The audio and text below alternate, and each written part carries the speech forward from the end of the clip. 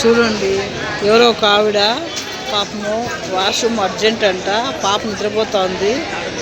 నా దగ్గర ఇచ్చి వెళ్ళారండి. పాప నిద్రపోతుంది. పాప చాలా చక్కగా పడుకుని నిద్రపోతుందండి. లేచిందంటే అంతే, నా పని అయిపోతుంది.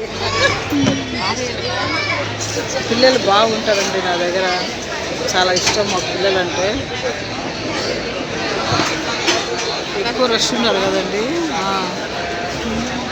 పడుకొని హాయి నిద్రపోతుందండి అమ్మాయి.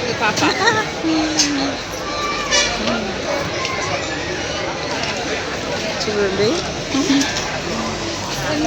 ఊరికే చూపిస్తామని. ఇక్కడ తిరుపతిలో ఎన్ని కష్టాలు ఉంటాయో మీరే చూడండి.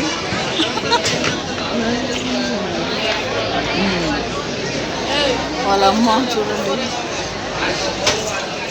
పింక్ డ్రెస్ వేసుకుండా ఆమె వాళ్ళ అమ్మ వాష్రూమ్ కోసం వెతుకుతున్నారు.